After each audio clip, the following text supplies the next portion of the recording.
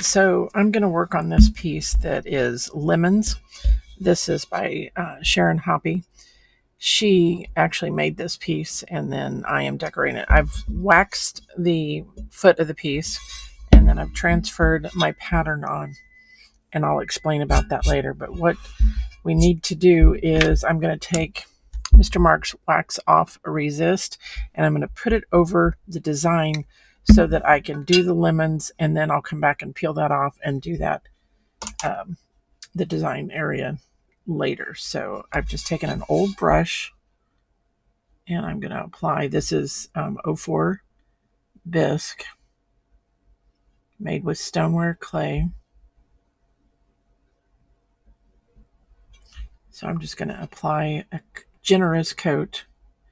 It's easier to get off if it's thicker. Yes, it takes longer to dry before you can work, but it's so much easier to get off when it's a heavier application.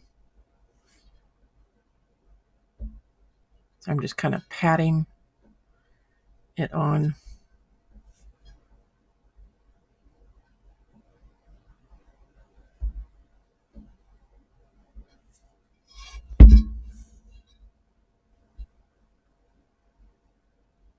So I'm going to continue to put this on, and then I'll come back and explain how I put the pattern on.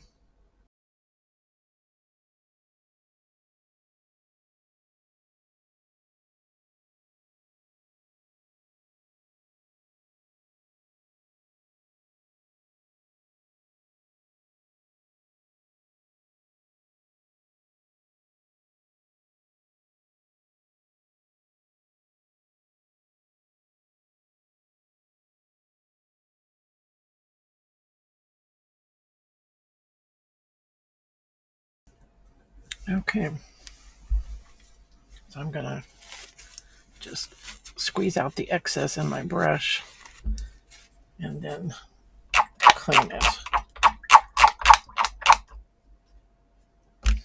All right, we'll let this dry, and then I'll come back and start the painting technique.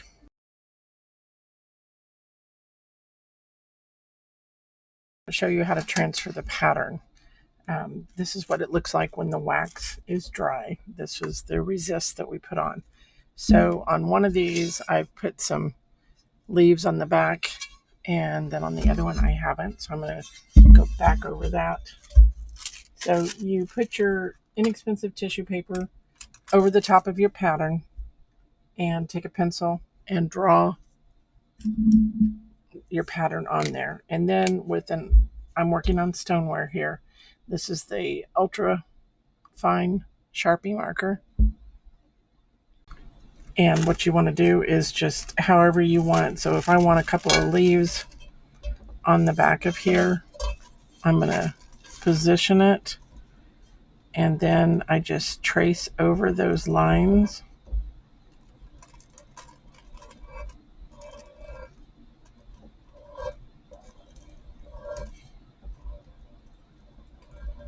And the Sharpie bleeds through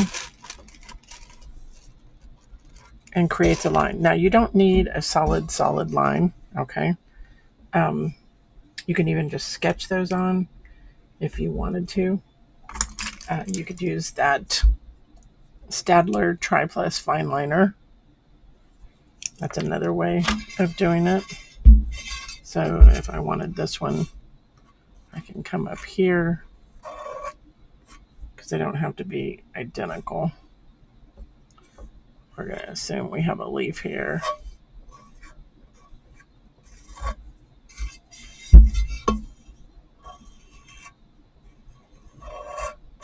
So one of these trays I'm going to do with traditional green leaves, and the other one I'm going to do in blues.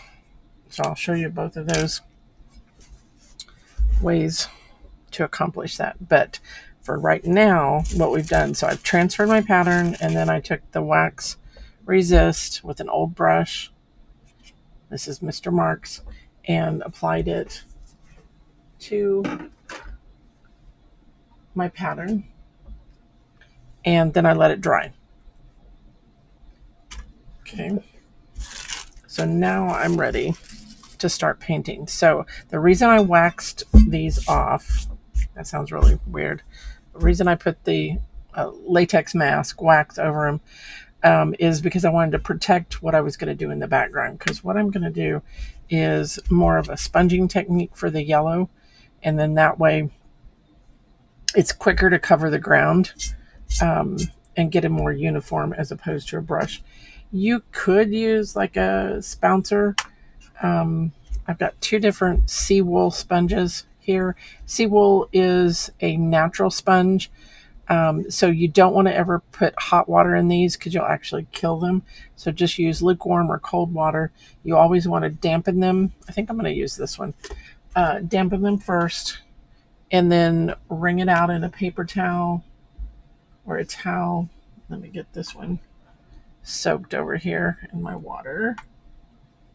And they'll become very soft. They're hard when they're dry. And the more moisture that's in them, they are soft. So see how hard that is, and this one is soft because I've dampened it. Okay, so I'm gonna put it between paper towel here and just squeeze out all the moisture so that I get the water out of there. Okay, all right, so we're gonna do one of these at a time, and I'm gonna use this palette. Okay, I'm going to start with color concentrates, and I'm going to go from light to dark. So I'm going to use 122 lemon peel, and then I'm going to jump up to 124 yellow ochre, and then I'm going to use a little bit of 125 curry, and then I'm going to have some 160 key lime for some highlights, and then maybe a tiny touch of 186 burnt sienna. Okay, so that's kind of my game plan here. Always shake your colors. These are a translucent underglaze. The more you shake them and agitate them, the more liquid they become. Because we're using a sponge, I'm going to dispense some out here in the middle. And then I'm going to load my sponge and then just kind of offload it, meaning work it into the sponge by pouncing it over here against the side. Okay. And so using the sponge, you will also give it texture, which is kind of what I wanted also. And the resist or the wax will repel the product in those areas. So I'm touching it firmly, but I'm not squishing. Let me turn it on its side. So I'm not squishing it down to make it solid. Okay. But I am making it even coverage all over.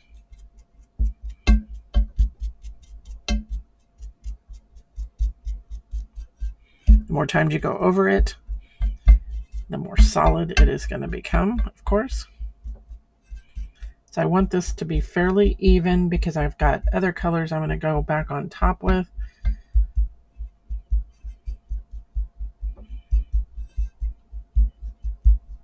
Okay. Can you see that it is uneven but even? I know that sounds really weird. All right, so let's go to this one.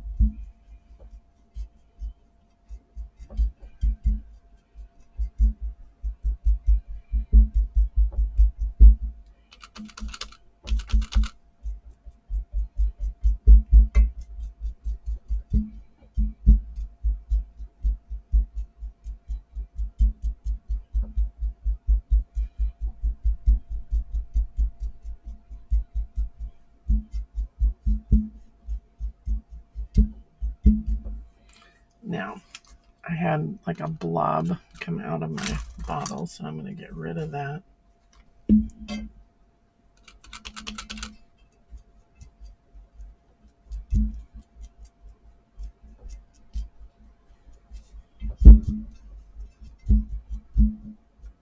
Now when we add the other colors, it's going to cover some of the other white areas that might be showing. And that can help us to create highlights also. But you want it evenly covered, but still leaving texture showing.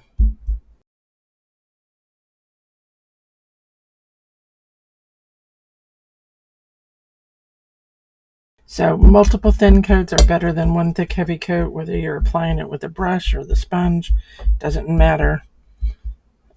You don't want to put it on thick and globby. It's very concentrated. Key the word color concentrates. So you don't want to make it too thick because it could crack and pop off. Okay.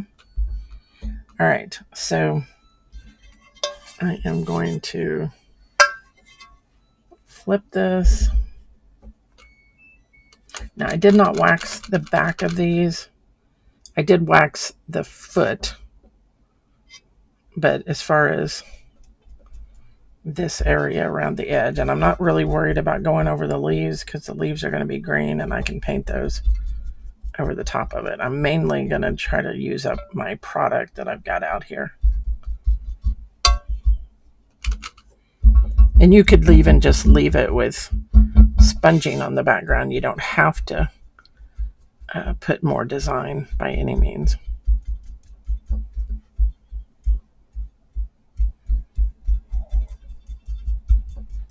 It's just a way to carry your color to the back.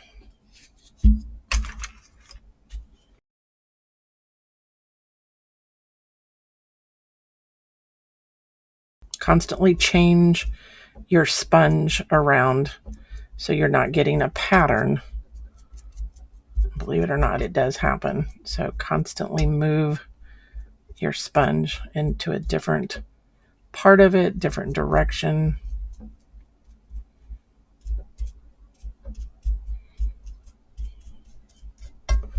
Oh, it's not getting too patterned. I'm going to lay this down because then I can use a little more force to sponge with.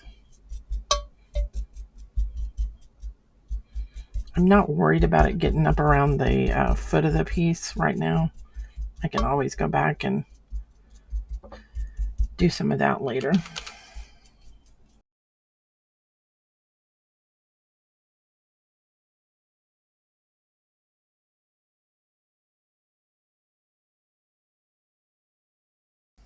I'm going to use the same sponge. And then we're going to go to the next color. So I'm working light to dark. And I have a friend, Annette. Thank you.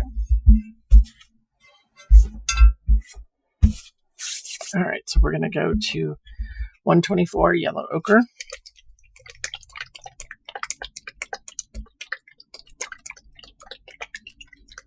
I'm going to do one of these at a time.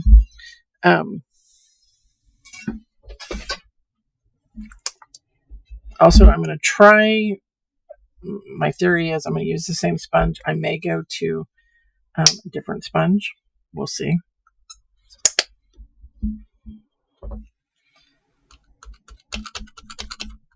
So work that into your sponge. So I'm going to pretend that the inside is darker. Your highlights would be to the outer area. So if I just barely touch,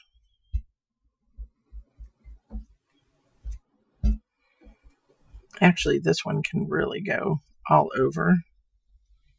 And I'm not necessarily going to go up there. I think I am going to go all over though. So you got to kind of squish your sponge and get it into an area, get into a shape that lends itself to where you're wanting the color.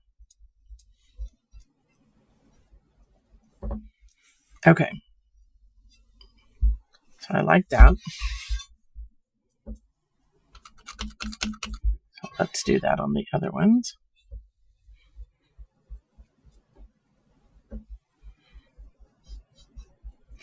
So I'm doing it light enough that the other color still shows through,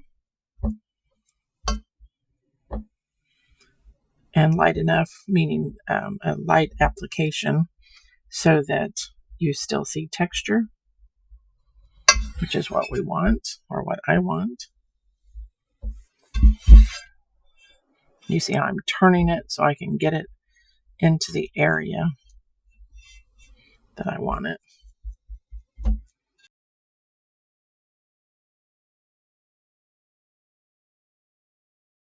So be patient with it, take your time so that you can make it look nice.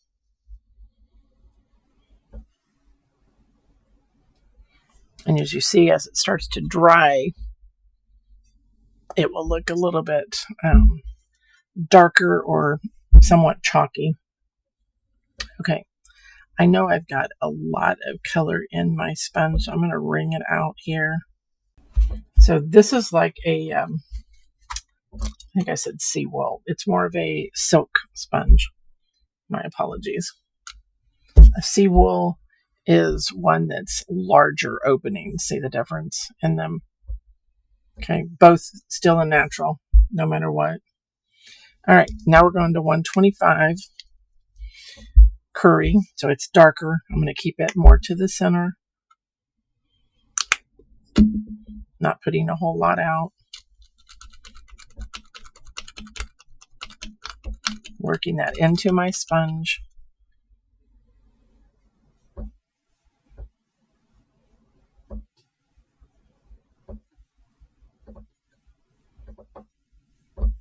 And adding that kind of to one side. And you can come a little bit in the middle there.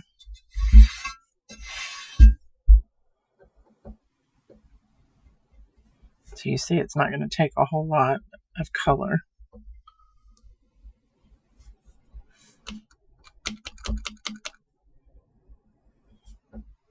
So I'm just barely tickling the sponge to the surface. Tickle meaning I'm barely touching it.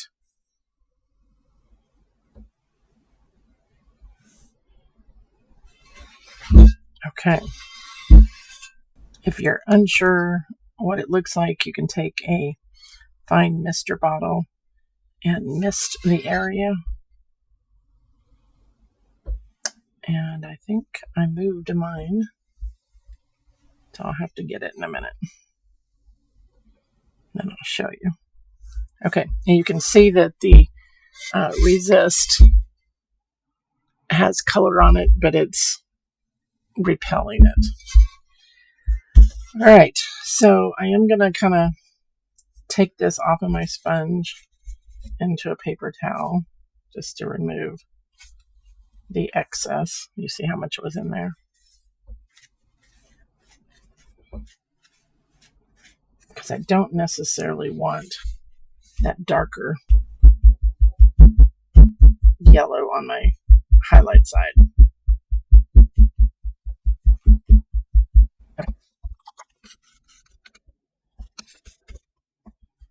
All right, now we need the 160 key lime.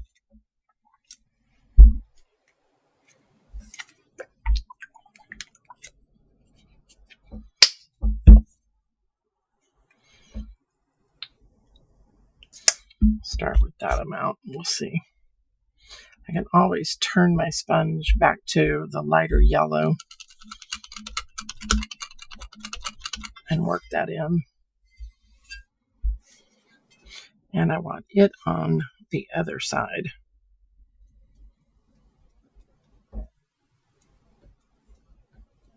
And it can go into the middle a little bit.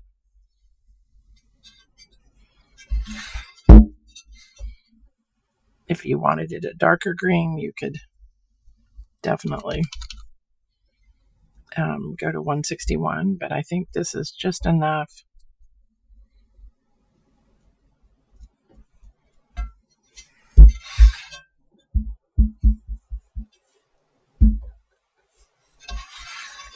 Hopefully I've got enough left in my sponge. And I'm not going to worry about the back right now. We're going to just concentrate on the front. All right. So now we've got that green. I know it's kind of deceiving in the camera.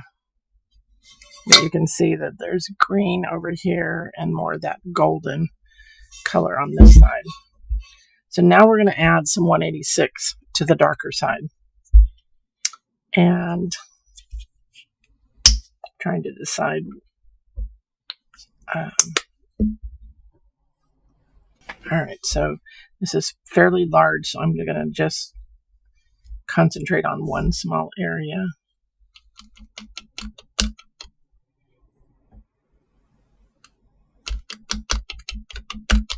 So not a whole lot there. Just barely touching.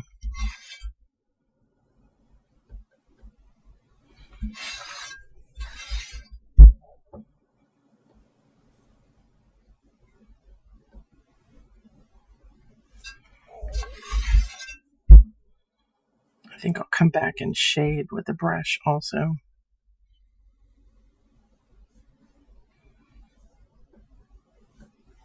Okay. So itty bitty. So that was the sea wool. The first one was the silk sponge. Okay. Now, if you wanted, you could put another coat, of your original yellow up here, or you can just keep it nice and light. So what I think I want to do is take the medium sumi brush. I'm going to wet it with water, but take a lot of the water off and just kind of see how I'm side loading it there. So right now, if I put that brush down, you're only going to have brown on one side. And that's what I want. So I'm going to rinse that and do it again. I'm just picking that up, but I'm going over it multiple times to kind of blend that into the brush.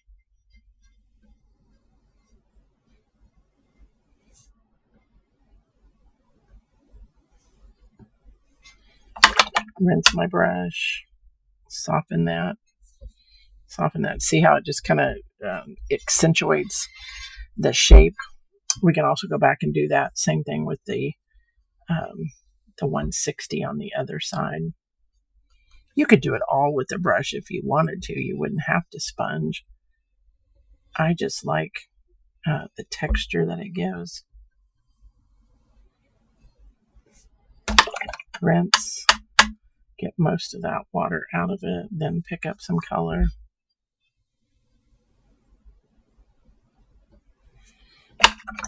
Rinse it again, just soften the edges so you don't see a harsh edge. You're just kind of letting it fade out.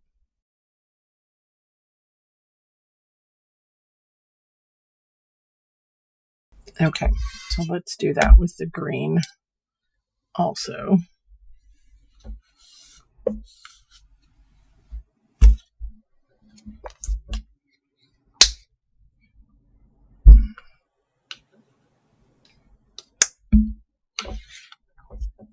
So water, drag off to a point to remove some of that excess. Now I'm loading it on the left side, but I need it on the right side. So I'm going to flip the brush over and just go down that right side the same as I did on the other. But when you rinse that brush, make sure you rinse it really well, because otherwise you're going to have green on both sides of it. So keep that in mind.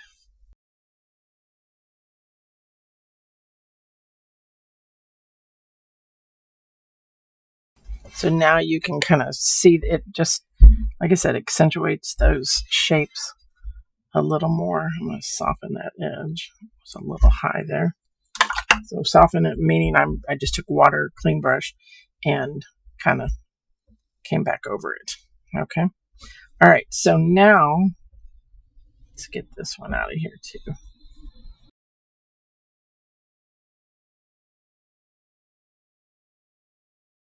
I think I'm done with the lemons, so we can come back and pull off our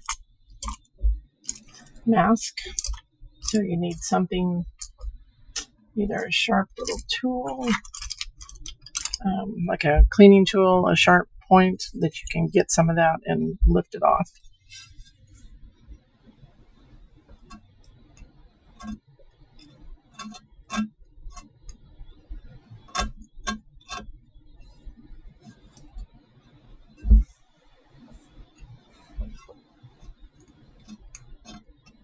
Remember, I said the heavier or thicker you put it on, it's going to be easier to pull off.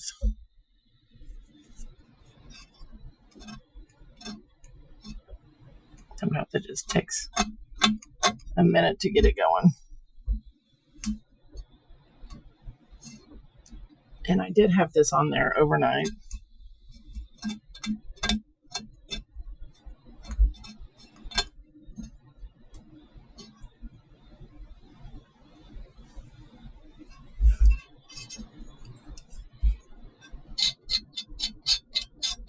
No, I don't want any of that residue. So I'm going to take a diamond core tool and just kind of make sure that any of that orange is not little particles. And then I'm going to dump this upside down off camera.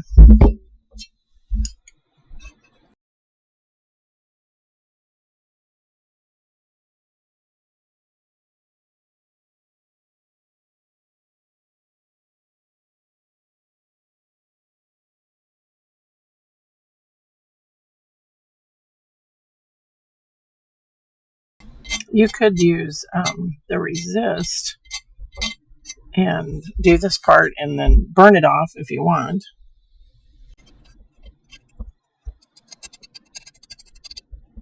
Okay, I'm going to work on the rest of this, get it all off, and then I'll be back.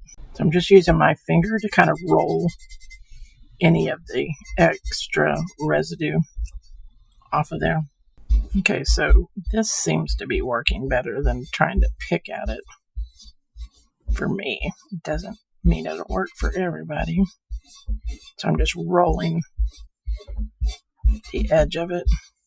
I am going to take a stencil brush that's harsher and just go over that to make sure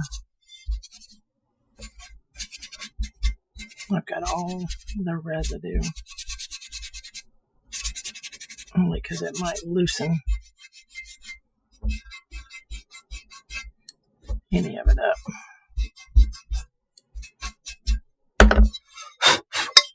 Okay.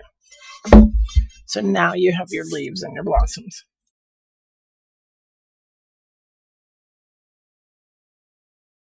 We're going to use CC 161 green leaf.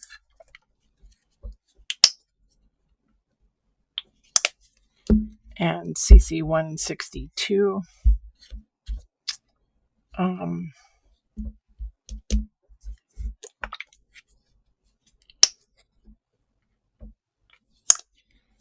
and we're going to add a little bit of LE003 Aqua Splash. Okay, to those colors, I'm going to add CSP 01 Gloss Medium NT Clear. This is our earthenware or low, what I call low fire. It's your 0406 clear glaze. You'd never want to use this as your clear coat over your stoneware or porcelain. It will craze. Use my favorite is, and I'll show it to you later, the Mako SW004. But for this particular technique, we're going to be doing a 2 and 3 color blend. I like to add the 01 to the colors 50-50.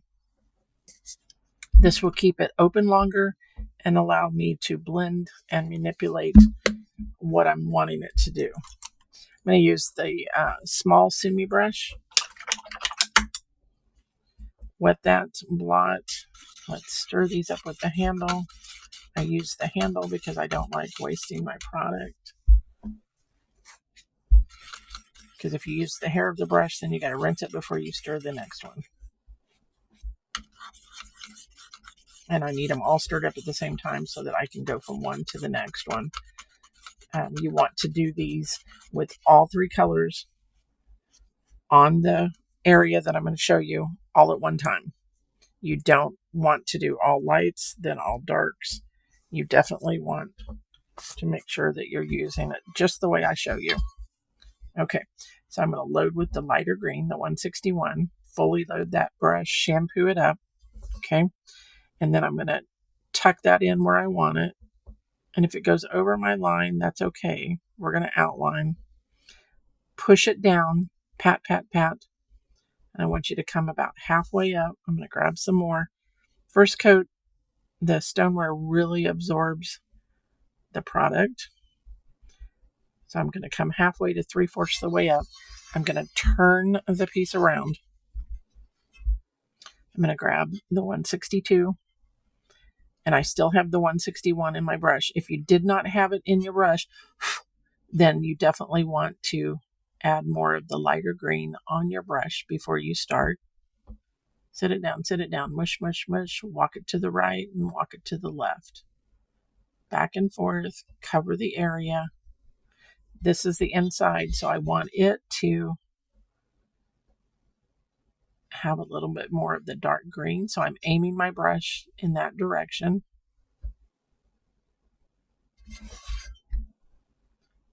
I'm seeing a lot of, every clay is different. So there's a lot of little pinholes because it's absorbing so quickly into the area. I'm going to take that dark and wipe it off. I'm going to put the light back in my brush. And on the highlight side, the outside, I'm going to tip into that aqua splash. And I'm going to add it over here to this area. So I'm always aiming my brush where I want it, where I want that color that's on the tip of the brush. Okay. And I just went and dampened another brush to get rid of that. Okay, so you can see the three colors on there. Wipe, wipe, do not rinse. Fully load with the light color. Turn that around. We're going to put some turnbacks on these also. So I'm going to start here. I can really, let's put it underneath. It'll make it easier. You'll still be able to see that. So pat it in, turn the brush over, use the color that's on the other side. So by the time I'm done, I've got probably 2 coats on that area. I'm going to get more product on my brush. Set it down, mush, mush, mush. Okay, turn it around. You could work on a Lazy Susan if you wanted. Grab the dark, tuck it in, set it down, mush, mush, mush.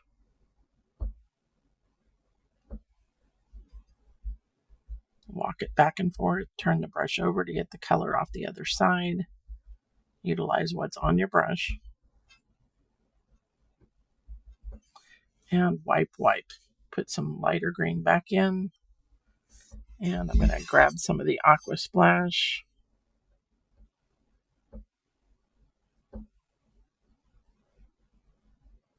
And then at the end, we'll take some aqua splash and do the highlight. Okay. Oop, I should have left it turned the other way. Grab your light. And I still see some little pinholes. I hope that's not the wax on there. I guess we'll find out.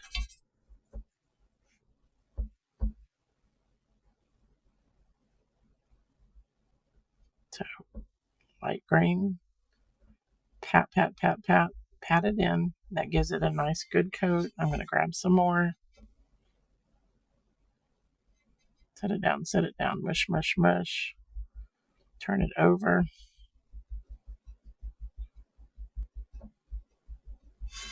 And then turn it around.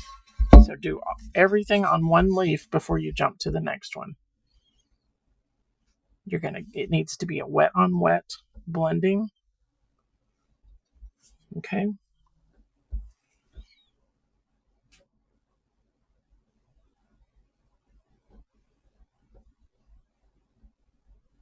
And if you don't do it right away, then one color is going to dry and you're not going to get a good blend. I'm reloading with both colors. Like I said, the stoneware really grabs. I probably could have went to the medium Sumi brush on this larger one, but I didn't. Wipe, wipe, load with the lighter green, tip into the aqua, and I'm going to touch that aqua along the top side. Wipe, wipe.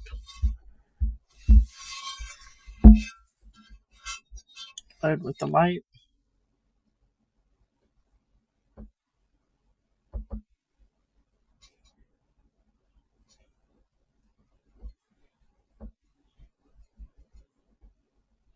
Now, when I did my wax on this, my leaf got a little bit larger than my pattern, and that's fine. Your pattern is only a guide. I always paint larger than my pattern most of the time.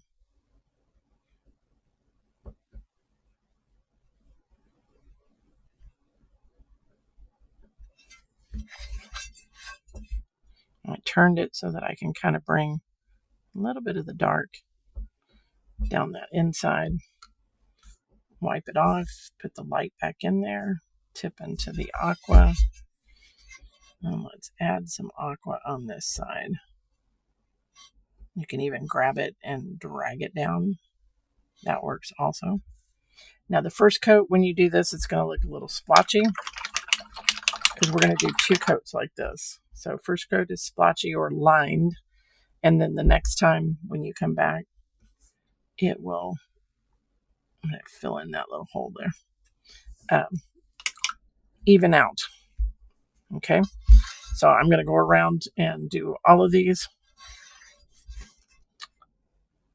and I'll come back and show you the next step. Okay, 1 coat on everything, all the leaves. Okay, and while that's drying, we're going to do some white, CC 102 Glacier White, and a touch of pink. You could do yellow, but since we've got so much yellow on here, I'm going to go 131 Cabernet.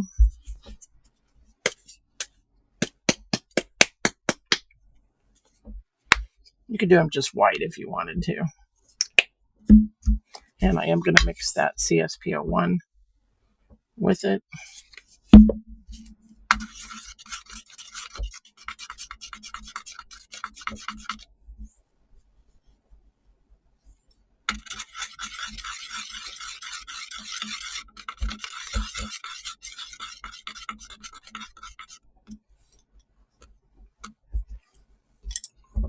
Okay, I may have to go down to the mini Sumi. It's a lot smaller, but the larger the brush you can use in the area, the softer the look is going to be. Okay, so we're going to get some of the white on the brush, and we're going to tuck that white towards the outside of the petal. And because these are such a small area, we can do like 2 petals at a time. Then I'm going to turn it, and I'm going to pick up a smidge of that 131 Cabernet, tuck it at the other end, and smush it down so that it bleeds back into the white. I think I'm going to need to go to the smaller brush. The pinks tend to burn out a little bit at cone 6, so I'm going a little bit heavier with the application just to keep some of that in there. All right, I'll switch to the mini Sumi. This also gives your leaves a little bit of time to dry.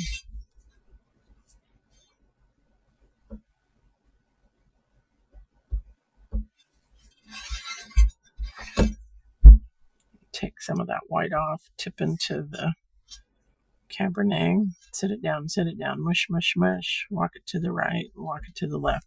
So I start in the center of that area and then go side to side. The reason for that is you'll get a better distribution of color instead of starting on one side and running out of color before you get to the other side.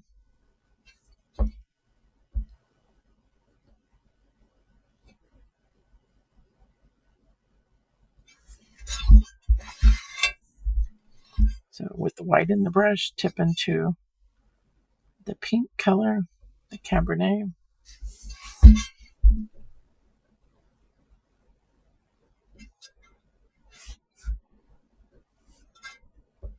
Tuck it in, walk it to the right, and walk it to the left. Okay. All right, so we're going to do the same on the little buds.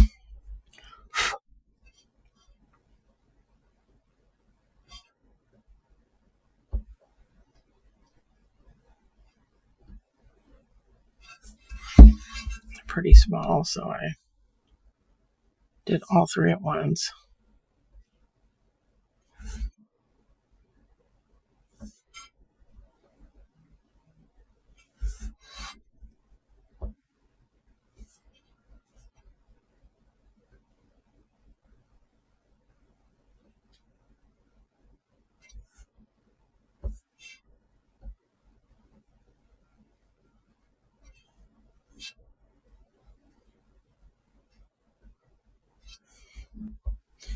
It would be up to you whether you did, you could probably get away with one coat. Depends on the color of your clay body. If it's a darker clay, then you may want to go a couple of coats. Trying to make sure I get all of that wax off of there.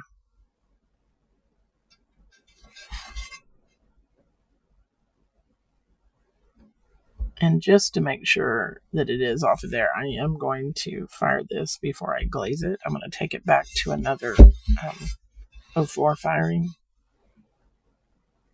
That will ensure anything that could be still on there would burn off. And then I can touch up if I'm unsure. Just in case anything shows up after the firing.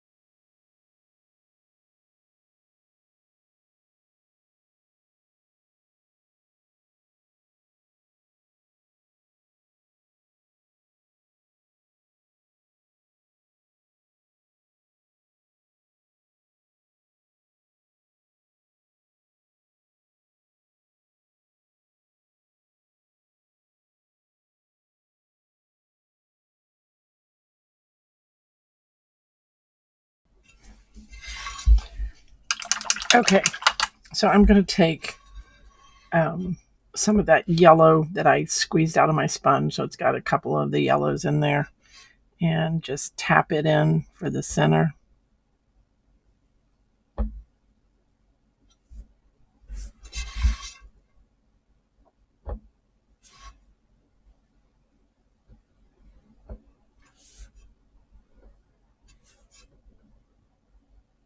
Okay, so we're going to go back to the leaves.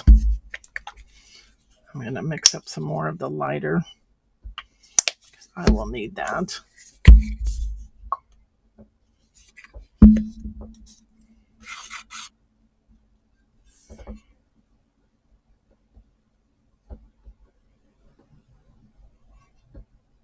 So you're going back over the same area. You're going to say, oh no, I'm covering up all those other colors, it's okay.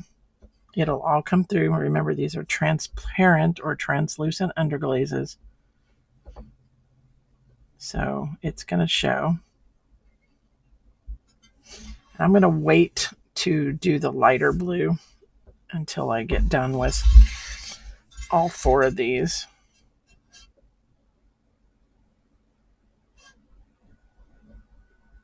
Now, if you don't work very fast, you may want to do each one individually. But I know I can get them done fast enough. And the second coat goes much, much easier and faster because you've already got, it's already done absorbing into the wear. So this time it's just sitting on the surface there.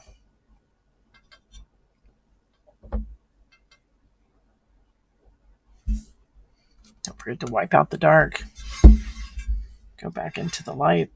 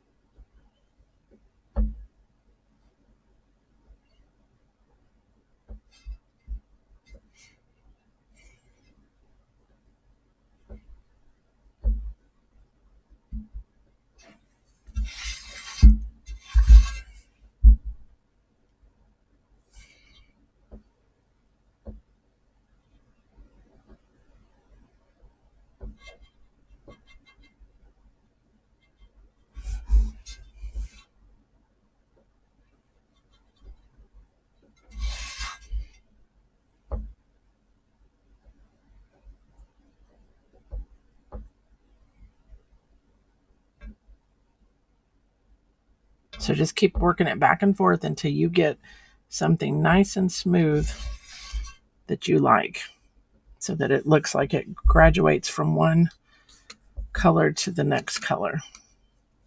I'm going to put the light back in there, tip into the aqua splash.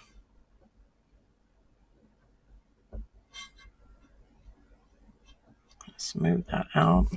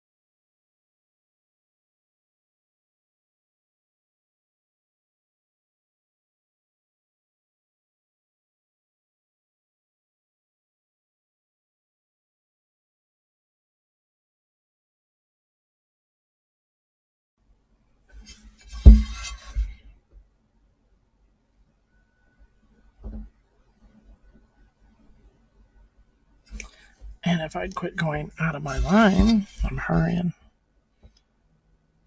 I wouldn't have to clean up. But that shows you and how you can clean it. So I just took a damp brush, blotted the moisture out, and then kind of pushed it off.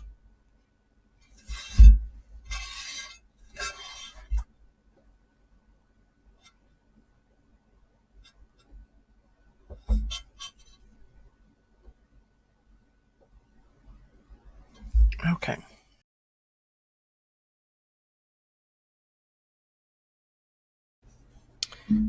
Okay, so there's a stem to the flower in here, and then I'm going to kind of just make the stem go off of the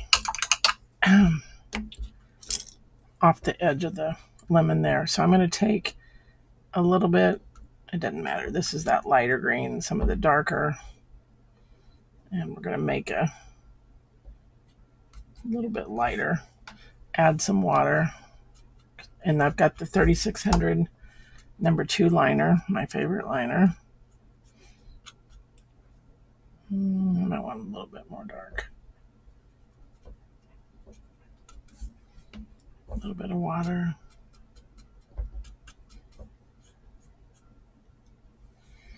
Okay, so we need to attach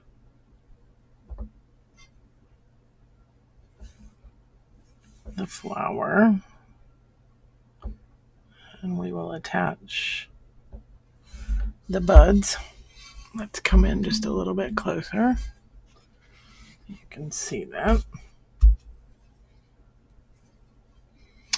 And then we have that leaf that needs to be attached. So where this comes here, you're going to have a stem from this one and a stem from that one.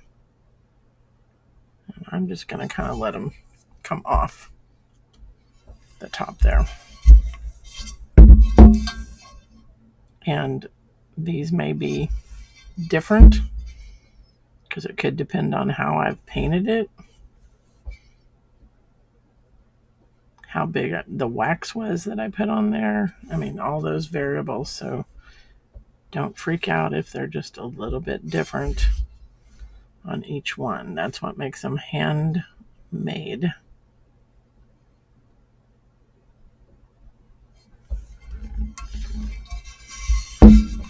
And then we can add some tendrils also if we want.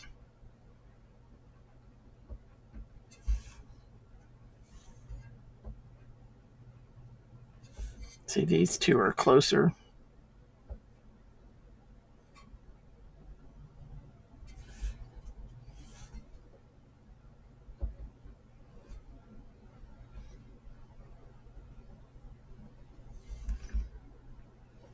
Okay. So now we need those turnbacks that I put on there. So let's look at this one. I'm going to go back to my Statler Tri-Plus Fine Liner marker. Let me see if I have a darker one, because that one is probably not going to be dark enough for you to see. Here's a red one.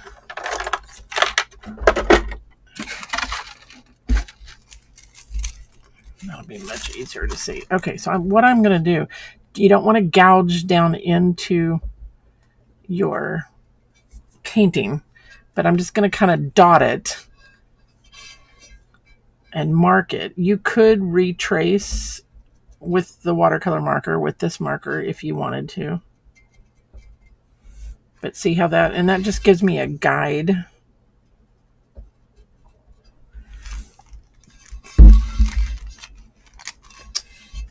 So I know where I want to go.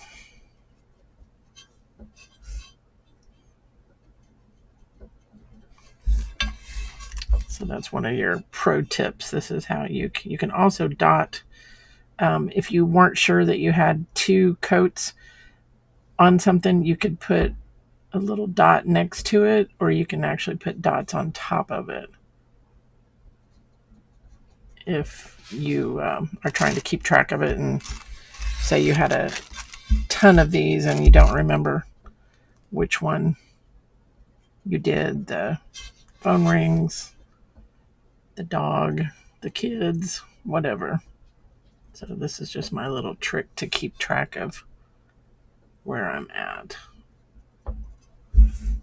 Okay, so that kind of shows you.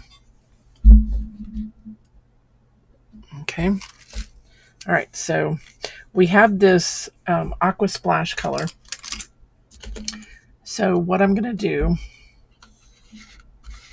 is I'm going to add some 152 deep cerulean with that aqua splash to kind of give this an Italian flair to it. I am going to put the medium with it, so it'll be slightly more transparent because you're thinning it down with the medium.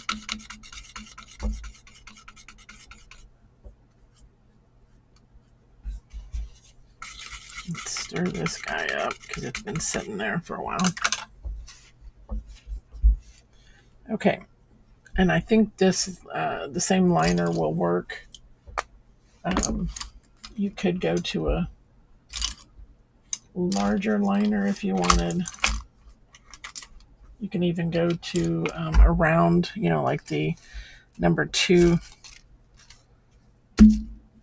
This is the 5200 number 2. Comes in that one of the sets, the Klinsky synthetic sets. Actually, it comes in this one here. The AS210 has the 2 and the 8, and it also has that number 1 liner, which you could just use that.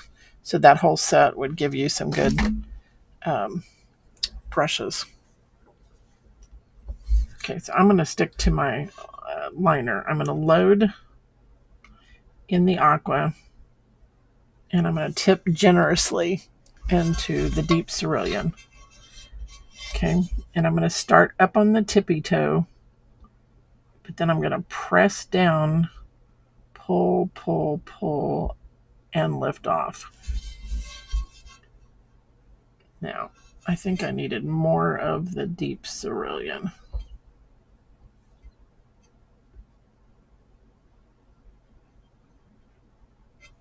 Isn't that pretty? So let's drag through as opposed to tip. So I've got it kind of like on one side. Make sure that side is down. Stay up on the tippy toe to get that nice little fine point, and then press down, pull, start to lift, lift, lift, and come out on that tail. Load for each one.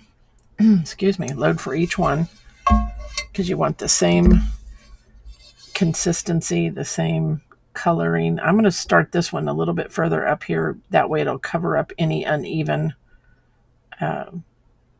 area that I had on that leaf.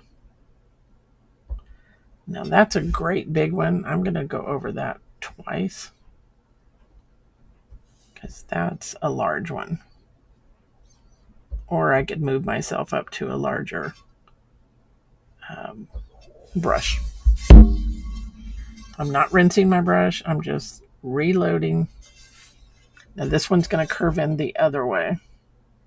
So drag it on the tippy toes, on the point, and then press and come up. I'm going to grab a little bit more of the deep cerulean and restroke that. Okay. Isn't that pretty? I think I'm going to do some decorative strokes around the edge too. All right, let's go to this one here.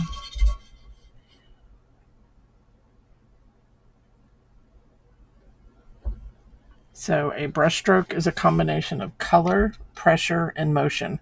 So I've got 2 colors on the brush. The amount of pressure will determine the size of the stroke, and the motion is how I am curving. So I'm curving and making it like a comma stroke.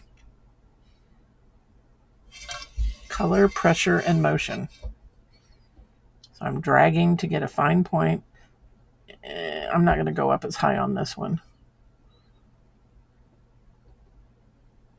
Nice and slow so that you get the area coverage you want. You can make the curl. If you go too fast, you're not going to have a nice point on the end. So press, pull, pull, lift, lift, and come off.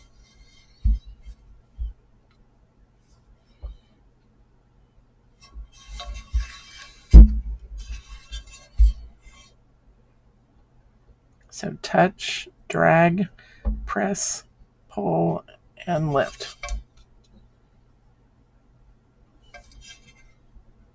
Touch, drag, press, pull, and lift. Need to cover up that little tiny bit of green there. So touch, press, pull, and lift.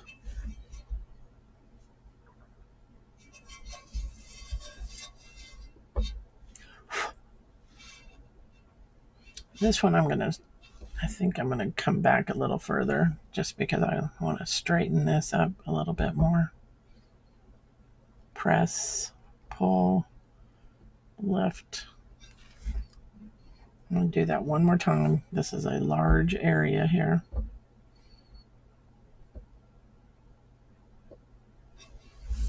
Okay, isn't that pretty?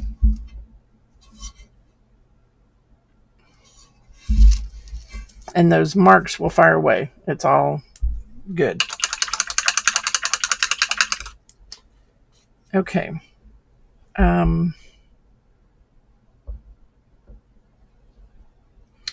If you thought you were light-handed with that pink, you could come back in and you could add more of the pink by doing a sumi shade. You water load, drag off to a point, tip in that pink, and you can just tuck that pink in here and just add a little more. So it's like floating color because the color is floating back into the water on the brush. And you can do, these are fairly small, so you can do 2 or 3 before you have to reload.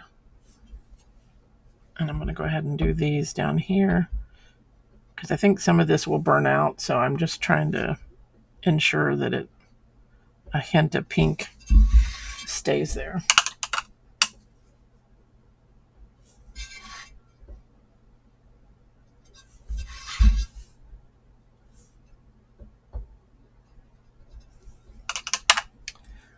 Okay, and then I'm going to take the same brush and I'm going to take the lighter of the greens and I'm going to add just a smidge off to one side. And I'm going to go ahead and do these other ones while I've got this in my brush, since it takes ever so little of it. And that just gives that a little highlight. You could do it with brown if you wanted to. All right, so let's do the pink Cabernet 131.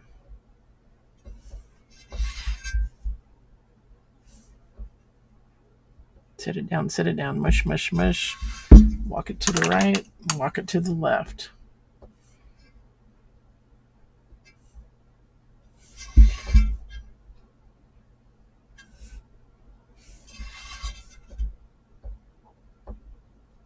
So the amount of pressure you put down on that brush, I'm going all the way down with the hairs so that the color will bleed back into the water that's on the brush.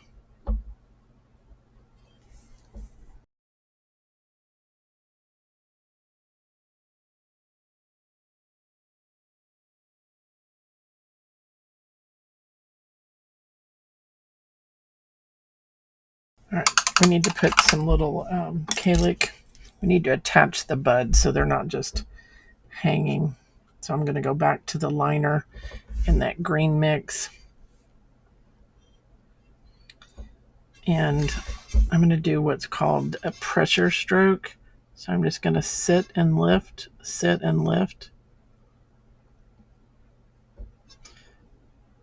You can do 2 or 3 of those, and that just kind of attaches. Let's come in closer. Okay, so I'm going to just sit and lift, press and lift. See that? Press, press. Let's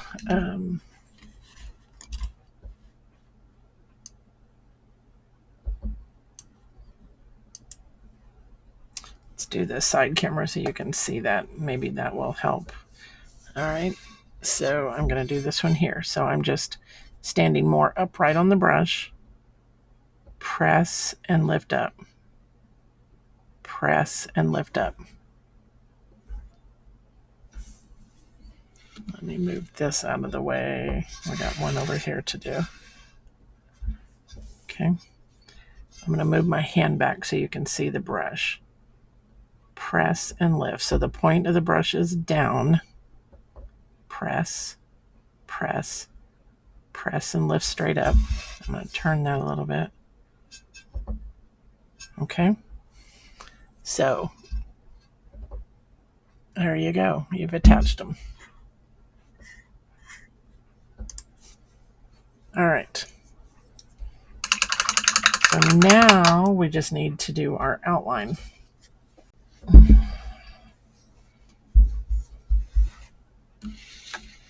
All right, we're going to go to, well, you could do a couple of things. You could outline with the blue if you wanted. I'm going to go black. But if more traditional Italian lemony outlining can be done with the blue. So I could have used the got some chunks there. I didn't shake that up very good. And thinning with some water. Oops, you can't see that. Thinning with some water to load that 3600 number 2. Just really coating it. Shampoo that brush up.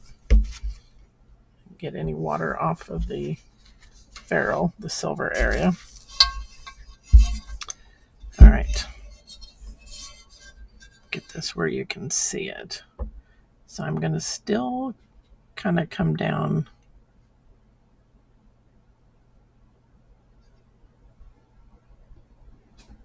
like a portion of that stem. It's like you're accenting what you've already got there.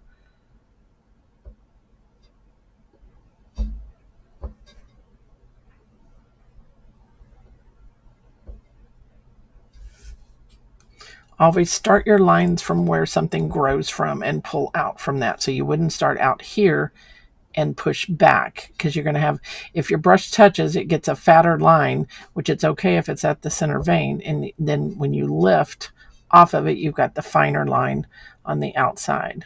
Now, I like to do what I call a hit and miss and a thick and thin line. See how I'm doing different? That way, if you mess up, and sometimes I can't talk and outline at the same time, and you have a thicker area and a thinner area, it's not going to be as noticeable if you'll come in and do your original lining this way to begin with. So I'm just putting pressure down, which causes it to be thicker. Remember, color, pressure, and motion.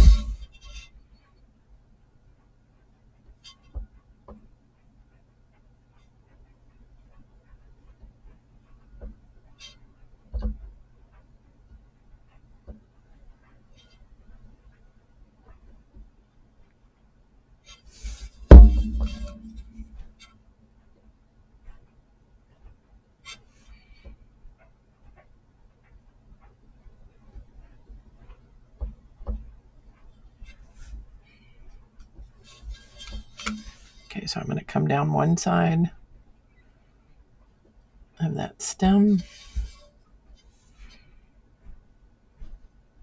add my side veins,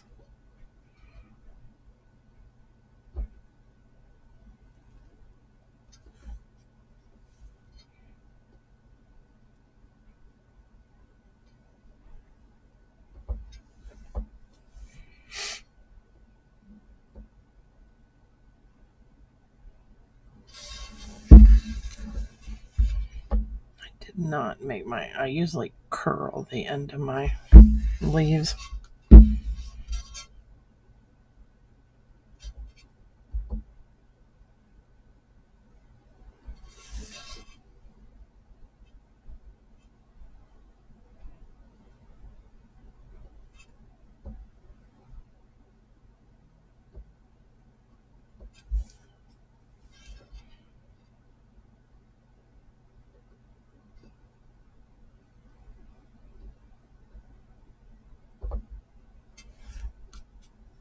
And your line doesn't have to be exact. This is just a way for you to clean up the edges. I'm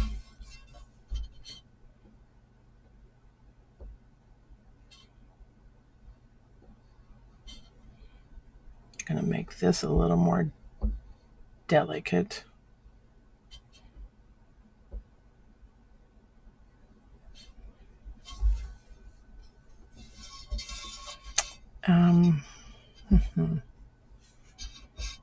I am going to put a few little lines in here.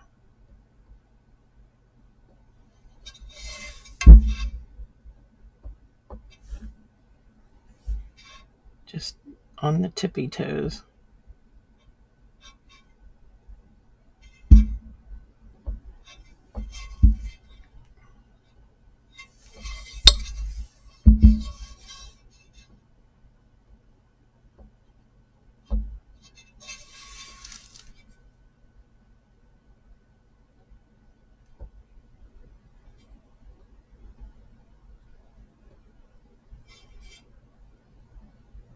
Just a little wavy line around that center.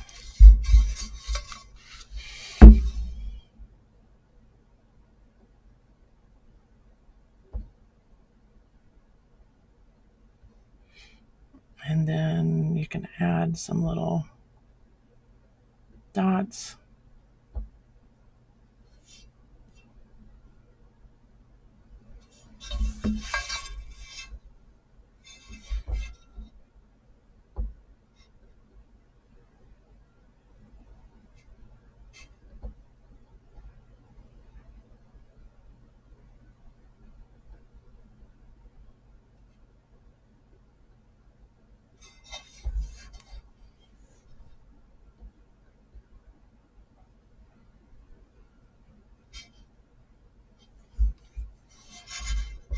Okay. Now I see something I don't like. So I'm going to get water in my brush, blot it, and I'm going to just soften that blue. That's that aqua splash up there. Just kind of mush it out.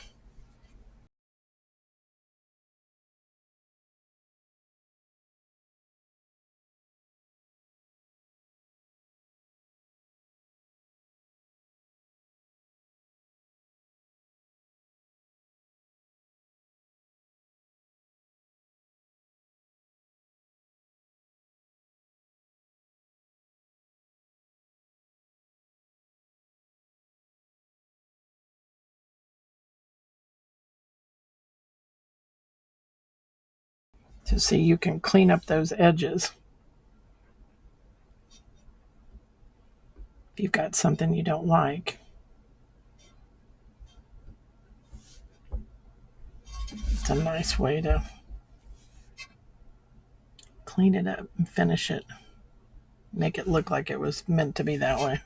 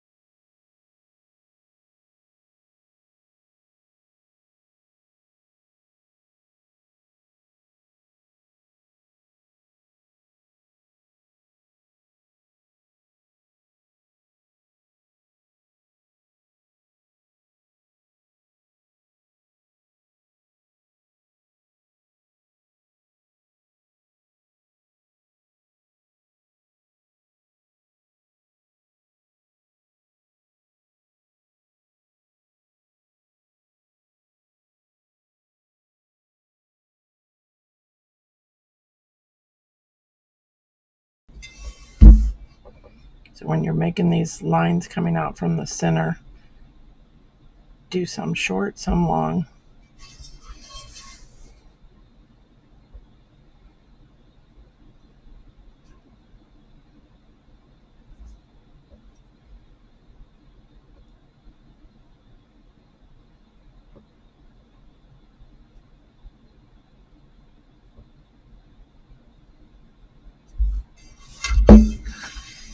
One more leaf and we're done with this part.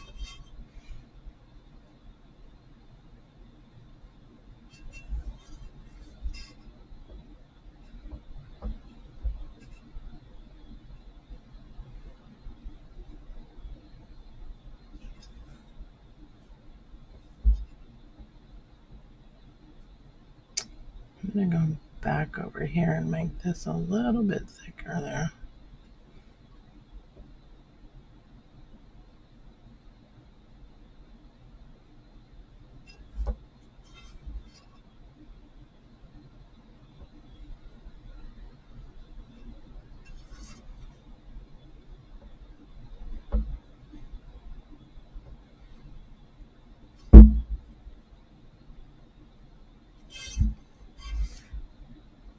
Okay, double check that we've got everything. I do not have this side here.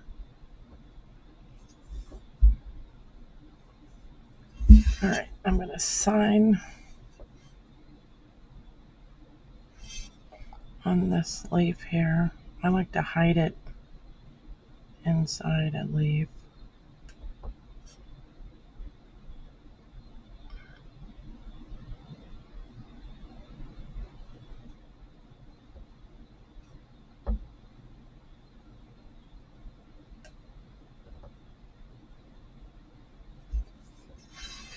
All right, let's back it up. All right. So now I need to decide whether I want to add those blue strokes on the edge. So let's see, that water's clean. So what I was thinking about doing, not sure I'm going to do it with that or the round.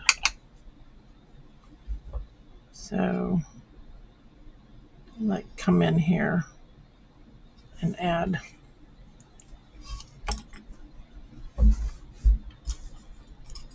Actually, I think I'm going to go to the 2000 number 4 KB Kalinsky blend. I'm going to stir these up because they've been sitting there a while.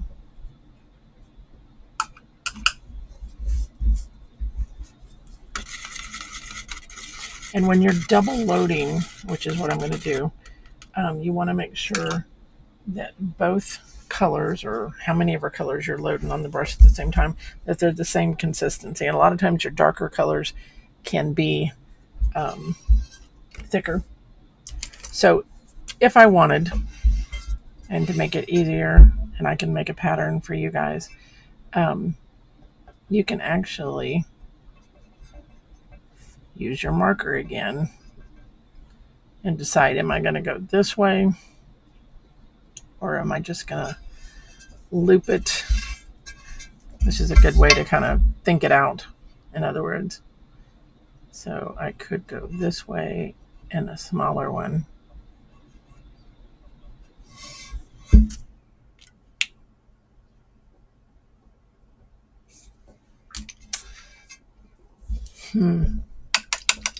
Decisions.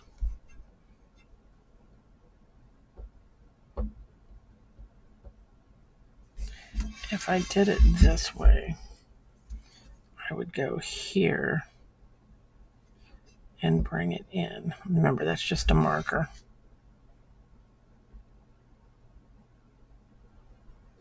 I think I'm going to go the opposite. So I'm going to load in the aqua, tip generously in the deep cerulean. These are both the mixes. Press, pull, and lift. reload.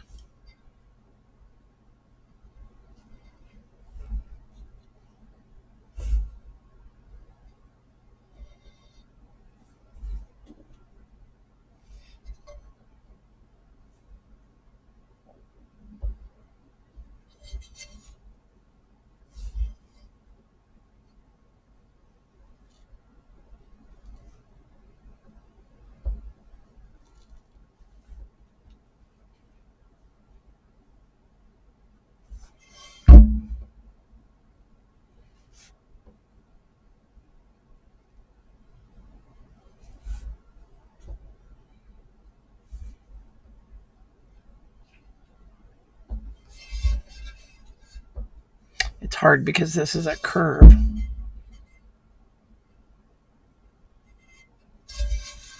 That's kind of pretty though.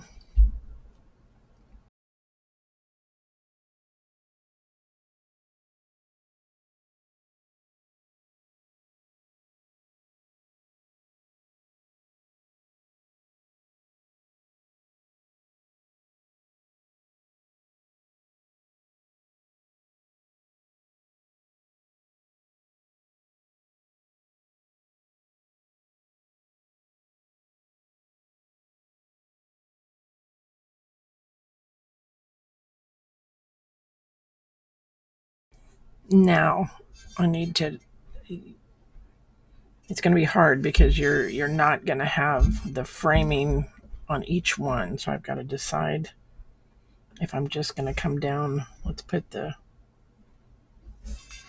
ones out here in first. Let's put 2 in. Trying to make sure I don't stick my hand in something. We may just leave it like that.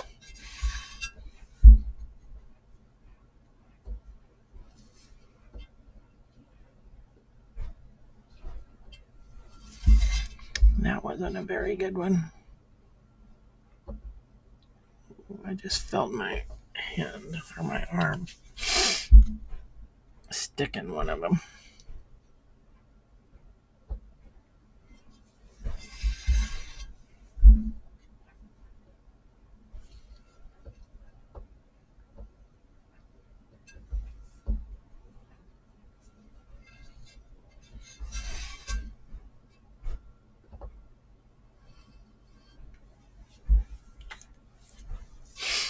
Okay.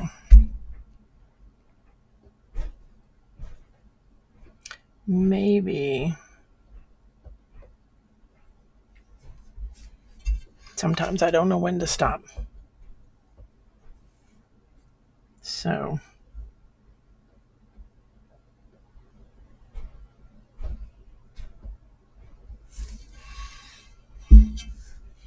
in the center here,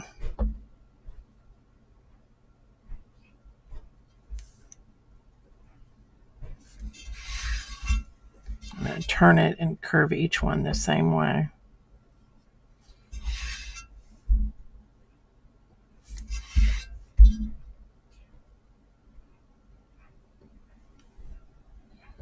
And then I can just do one, I think.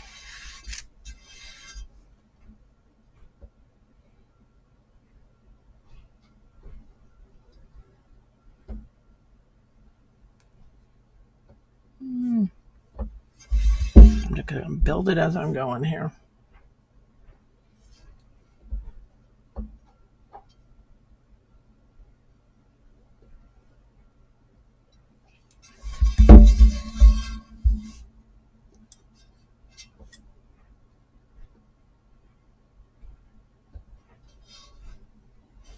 Okay, now I know what I'm going to do. So then you're going to come back in and go one. No, can't do that because then it won't follow the pattern. I was just going to come down, but it needs to wave the same as the border to make it look correctly. All right, what do you guys think? You could come back in with a liner and loop around, but I think that's going to be too difficult just because of the fact it's on that curve, and that is going to be too hard to master. I could put a big dot in the middle of a brush that would work.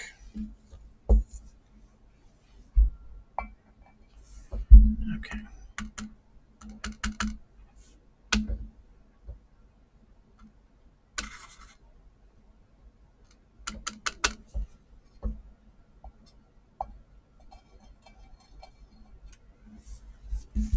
All right, I'm done.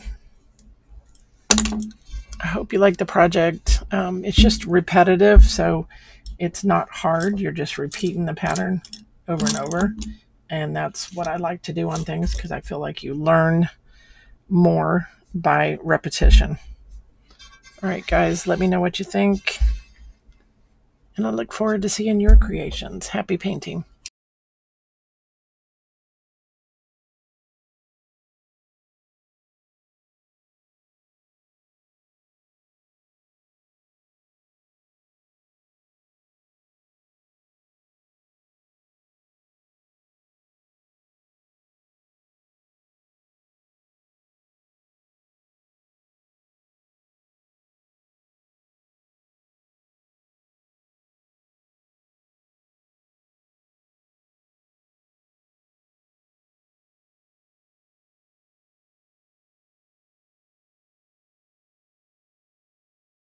Is a blue. Let me clean this little edge up here. Blue version instead of doing it in the traditional greens like I did the other one. Okay. So what I'm going to use is 144 powder blue and 143 sapphire blue. Now the sapphire blue is very, very strong. It also is very thick. So make sure you definitely shake it really, really well. Let's get these out of the way. A lot of times you can't even hear it shake. It's so thick. Make sure it doesn't sputter on your piece when you put it out because it does tend to burp, I call it, a little bit. And I am going to add, again, the CSP 01 gloss medium to those.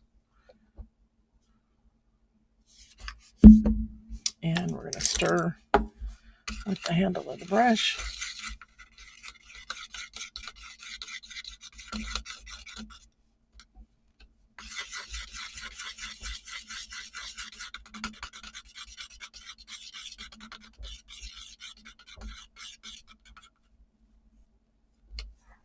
Okay.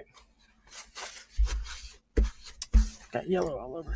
On the back of this one, I did go ahead and sponge the green to the outside, that 125 yellow, or excuse me, curry to the inside. And then if I don't forget, like I did on the other one, I will come back and do the leaves back here. So we've got our light and dark. So what we're going to do is fully load in the light blue, the powder blue mix. And we're going to do the same application like we did on the other one. Kind of got to draw in that tip and then pat in the color halfway to 3/4 of the way back. So I wanted one of these to have more of an Italian flair. Not that the other one doesn't, but I wanted it to be a little different. Something that you might not think about doing, and it would give you another decorating option.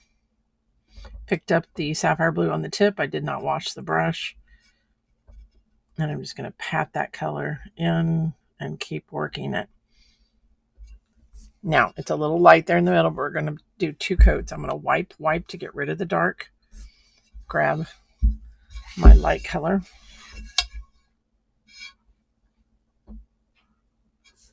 Get that in on the tip.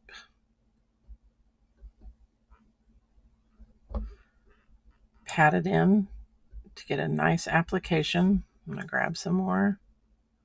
You don't necessarily want it thick. You just want a nice, good, and the more times you go back and forth over it, you're applying more than one coat. Turn, pick up the dark. That dark's a little thicker, so I may need to thin it slightly with some water. Or you can thin it with more of the medium. Either one will work.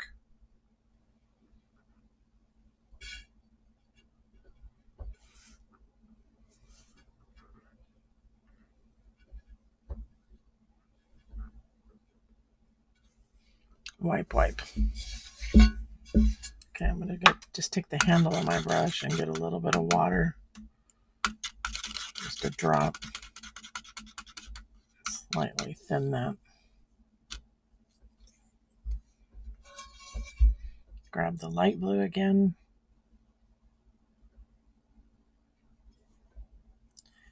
And then I just got outside the line. But you noticed how easy that wiped off with my finger?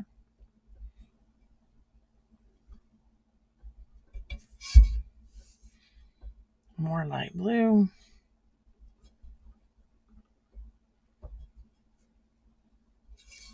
Turn around.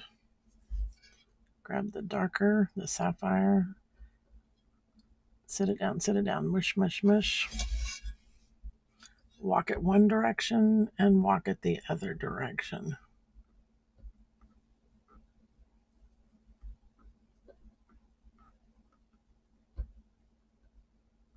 And I am going to grab a little bit more, and I'm going to come down that inside area just a little ways till I get to that leaf.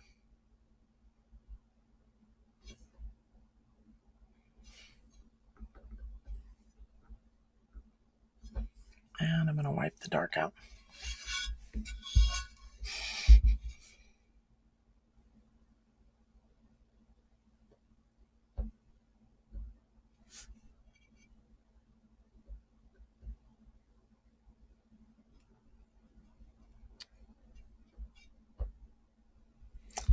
And I just got way out of my line, so I'm going to get another brush, clean brush, water, and I blotted the water on the paper towel just so that I can push back any of that color. Kind of straighten that up.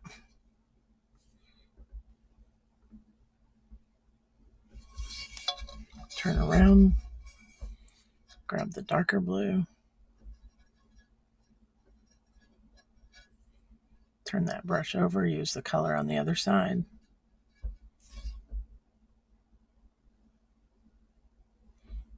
Kind of come down one side, wipe. Okay, so I'm going to go do the other two sets, and then I'll come back and show you the next step.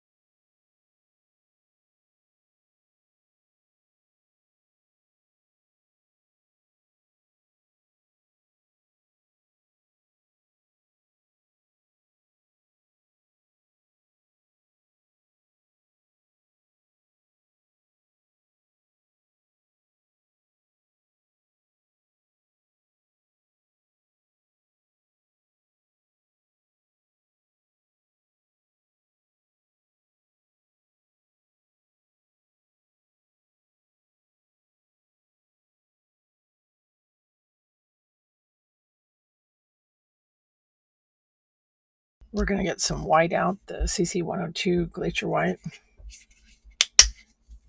for our buds. And I just dropped a little piece of that. And add your CSP01 gloss medium to it.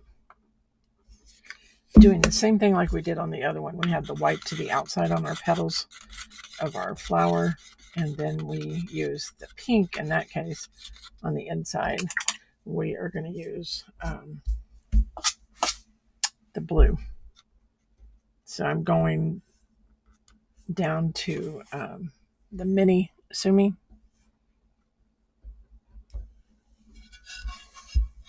And because it's a small area and I'm letting that first coat of the leaves dry, I'm going to work 2 petals at a time because it's such a tiny area. Okay. And then I'm going for the dark, the sapphire blue, but I am going to add some water and slightly thin that down because it's super, super thick. The darker the color, the thicker it's going to be. So just remember that. It's a very strong color, so it doesn't take much of it.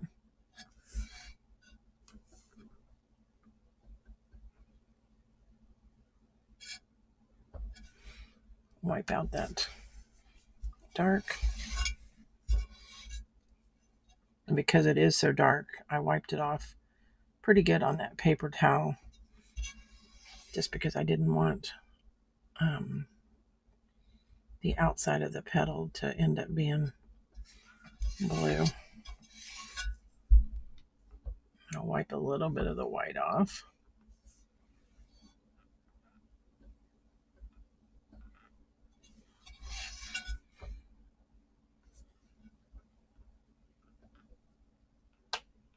Because we're kind of blending it as we're going with the white, it comes out a lighter shade. I did rinse my brush because it's such a small brush. It does get dirty quickly. And that dark blue is such a dark color. So I didn't want it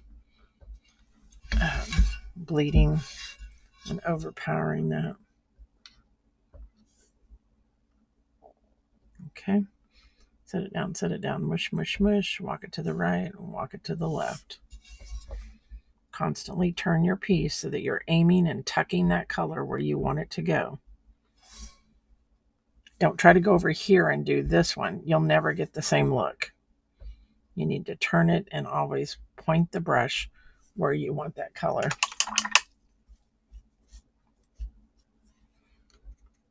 Going back to the white. Making sure all that wax is off of there. I thought I seen a little residue.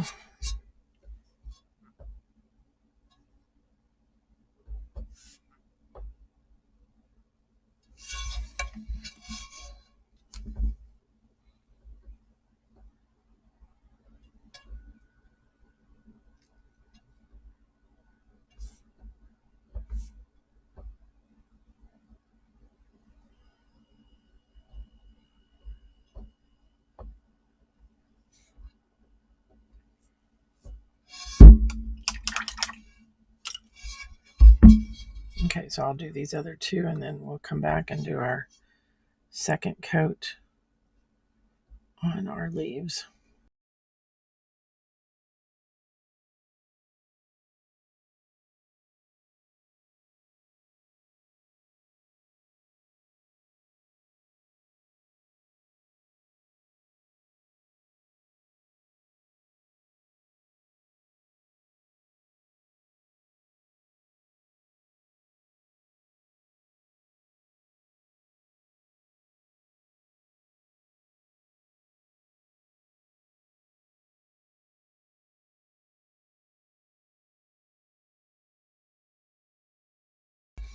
Okay, we're ready for our second coat, which is going to go much faster because you've got all the foundation laid already.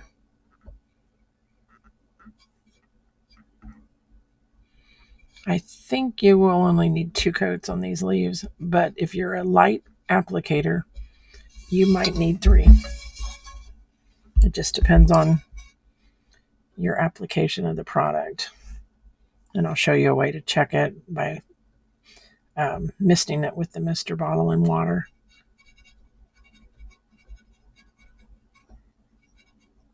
Just keep working that back and forth until you get a nice transition from one to the other. Now remember the little trick, just in case we don't remember where we started. I'm going to put a red dot there. This is my first ones as I'm going around.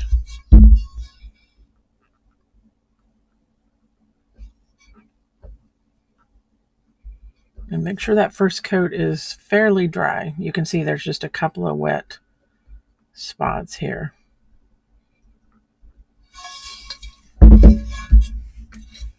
Keep that lighter blue in the brush when you go into the dark blue. Make sure you've got enough of it in there that when you set it down, it's going to bleed back into the light. If you don't have any wild hair, if you don't have enough on your brush, then you can't get that nice blend when you mush, mush, mush, mush, mush. Set it down, mush, mush, mush. Walk it to the right and walk it to the left. Okay, now I saw that I started to pull this off a little bit, so I'm going to add a little more, go back to the dark blue, and repeat that. And then I'm also going to bring a little bit of that dark blue down that side a little ways. Wipe out the dark, grab the light.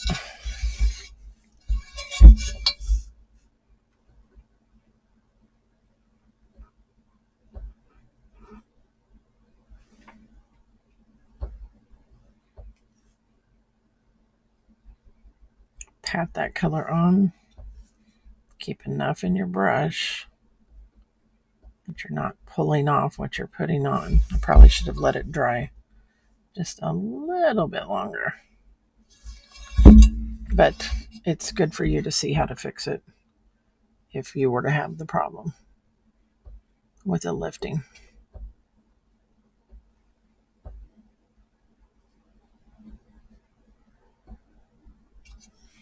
I have to turn this because of the way this dips in.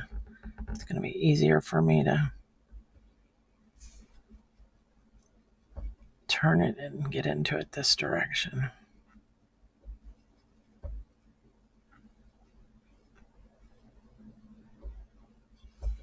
Okay, wipe, light color.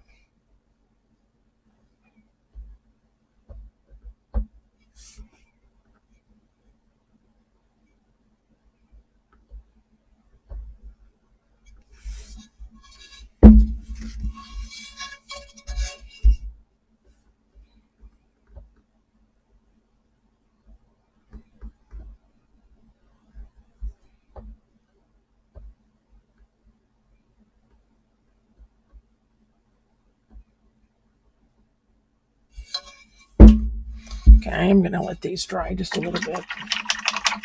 The other little trick, because I sponged this, it's damp, is to take a handle of a brush and put it underneath the foot of your piece. And that way it will raise it up and allow the air to circulate underneath it. Okay, and dry quicker. So I'm going to give a minute for that to dry. I'll finish the other two and then I'll be back. I have a couple of spots there that it could be that the clay could be even burnished enough in that area that the color doesn't want to stick to it, kind of like a hot spot or a hard spot.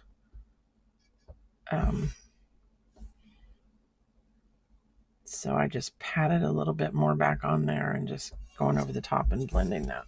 All right.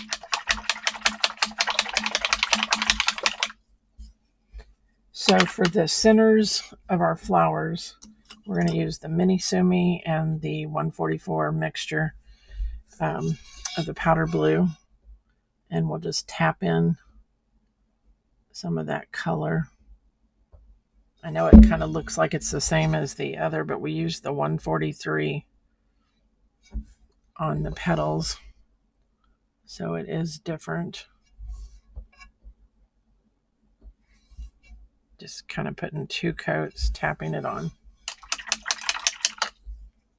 Okay, then I'm going to dry this and we will come back and we're going to detail with that darker blue for all of our fine lines, outlining, turnbacks and everything. Okay, so I've done 2 coats on the leaves. I did just the 1 coat on the flowers and the buds. So you could use your mixture of 143 with the gloss medium, but I'm going to go with just the pure color, just so it's a little bit darker and I can thin it out to get a nice fine line without having that glaze in it. Okay, so it's pretty thick, straight from the bottle. So I'm going to add some water, just a brush load of water at a time, and kind of just thin one side of it. You don't need to thin the whole petal because it's going to evaporate before you ever use the whole thing.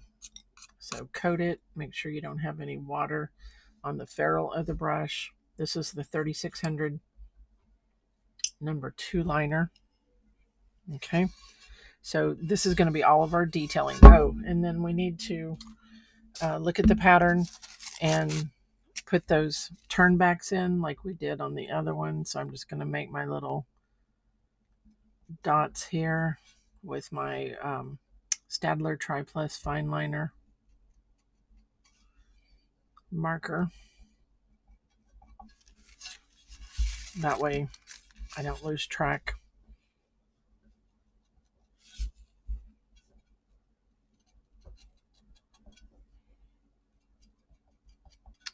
Should I have that done?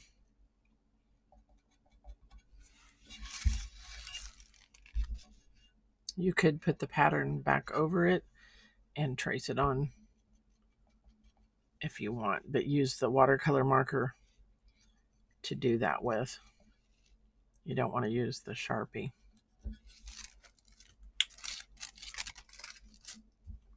Okay, so thin that down. I'm going to zoom in a little bit.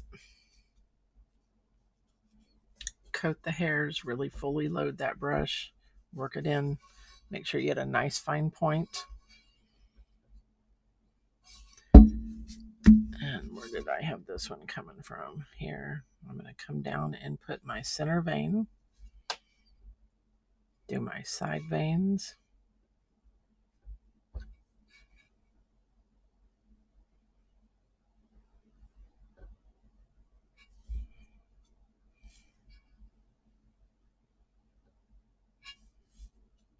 Oh, I need to do the turn back before I outline it. That was silly. I got ahead of myself. Okay, so I'm going to go back to that mix. Just loosen that up and do a press, pull, and lift off to a point. I had a little air pocket in there that I had to get rid of. So press, pull, and lift.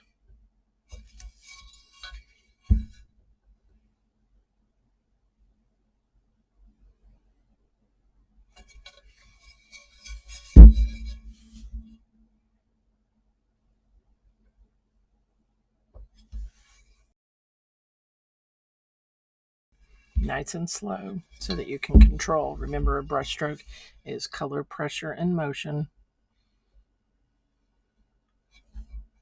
Whether it's 1 color, 2 colors, 3 colors on the brush, the amount of pressure determines the size, like there, and then the motion is the curve or how you're pulling the brush.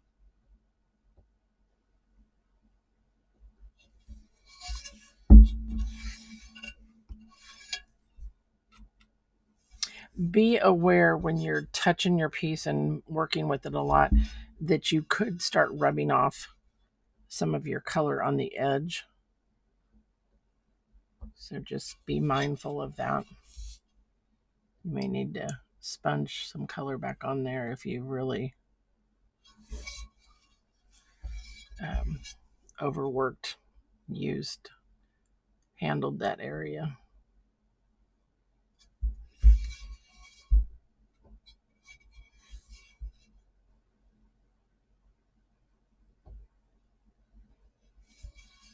Okay. I'm going to get rid of the mix and go back to the pure color.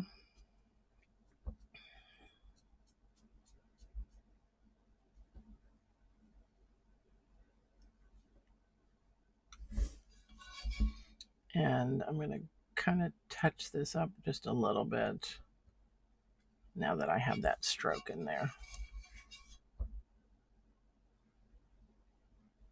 So thick and thin, that'll help clean up those edges.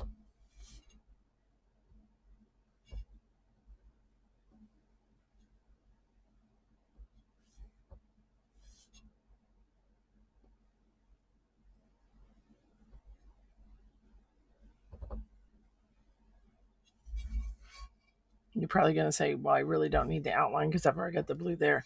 It actually, I mean, you think you've got it there, and you'll find just a little area that maybe you need, that fine line. So it is a good idea to go ahead and do that.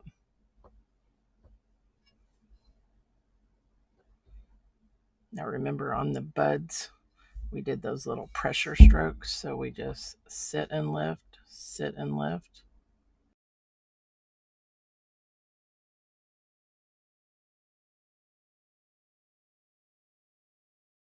Remember, your marker will fire away.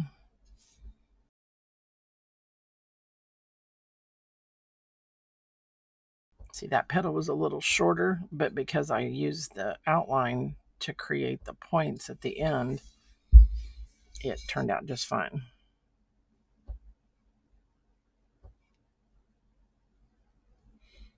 You go around your center and then add a few little dots.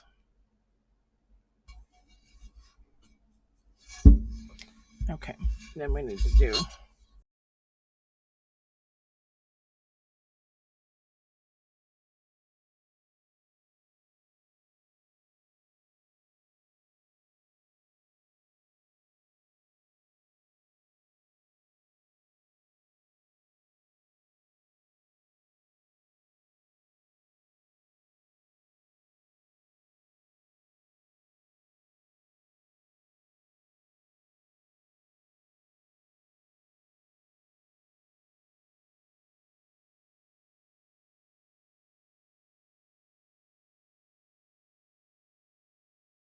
because of the curve of this, you've got to get the right angle that's comfortable for you.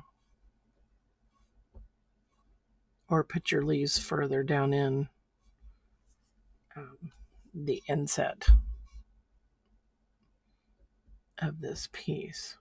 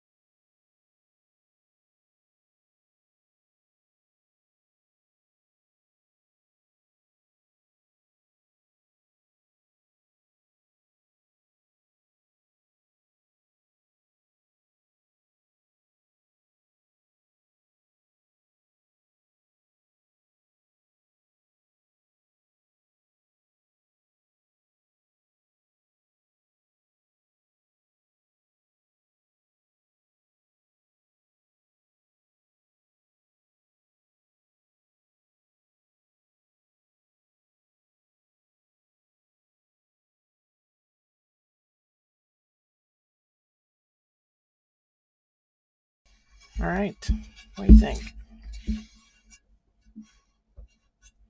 I hope you like the options. We can also do I could leave it just like this, or we can come in and do those common strokes. I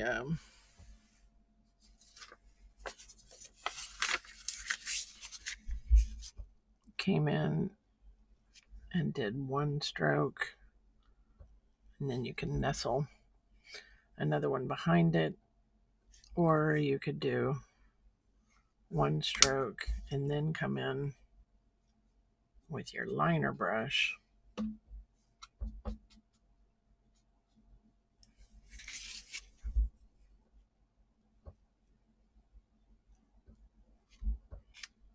and even do something like that as an option. Now, anytime you're double loading a brush, you need to make sure both those colors are the same consistency. We already know that this blue is thicker, so I'm just adding a little bit of water. You may have to do that as you're working, depending on your environment.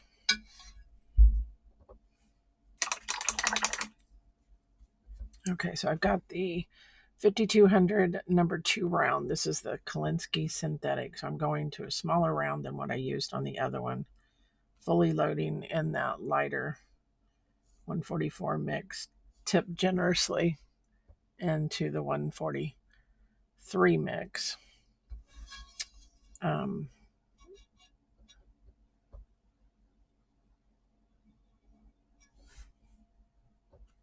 And I think I'm only going to be able to get one on here because this edge is just not very wide.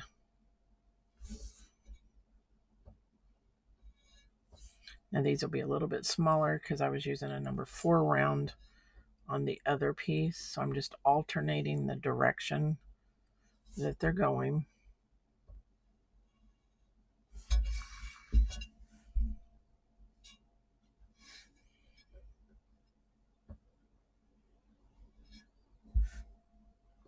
I'm just grabbing each color each time, making sure I've got enough on there to complete the stroke.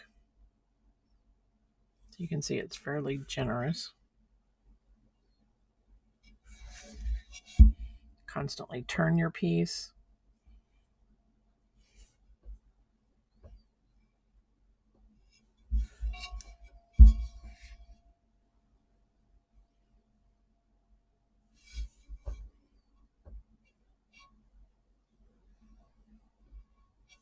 Okay, so the reason I go this way first is I'm nestling it up next to those leaves, is the reason I chose to start.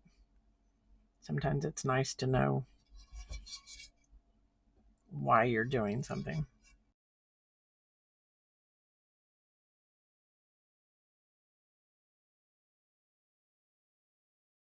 Let's come in just a little bit closer.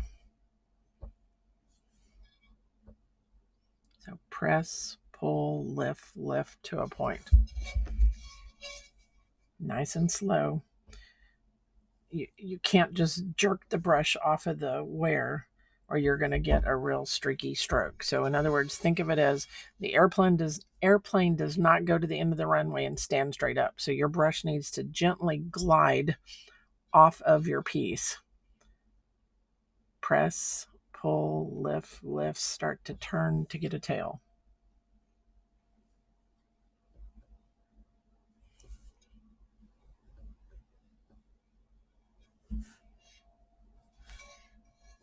I'll turn it sideways so you can kind of see. Press, pull, lift. And that one I ran out of color. So I'm going to reload.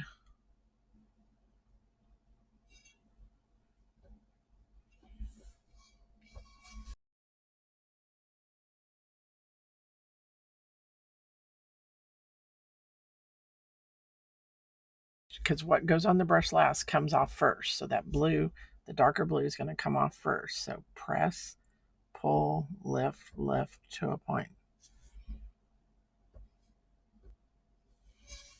Nice and slow. Press, pull, lift to a point. So the amount of pressure is going to determine the size of the stroke. Color, pressure, and motion. Press, pull, lift to a point.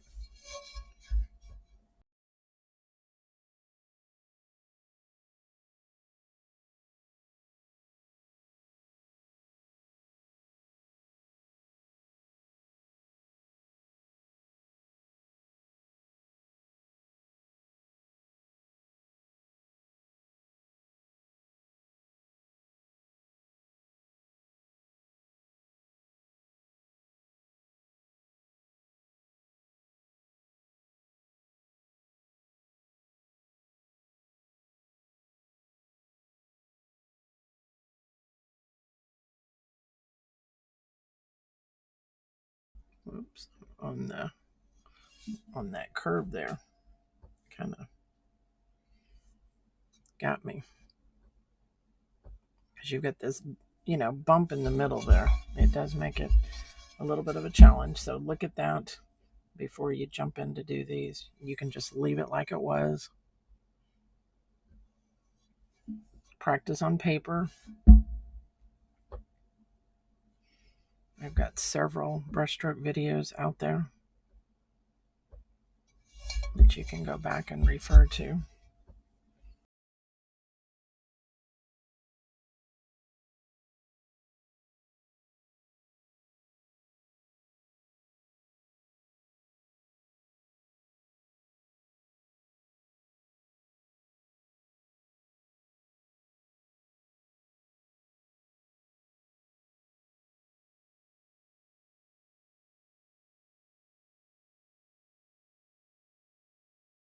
Now, to test it, to see if we've got that on there nice and even. Of course, you should have done this before you outlined it if you were unsure. I'm going to mist it with just water in a mister bottle. And that's going to pop the color up and allow you to see more of what it's going to look like when it fires. It's pretty. All right. I hope you like this version. Give it a try. You could do it on anything that a yellow and blue would work on. You could have yellow flowers and blue leaves. I mean, there's all kinds of things you can do. Happy painting.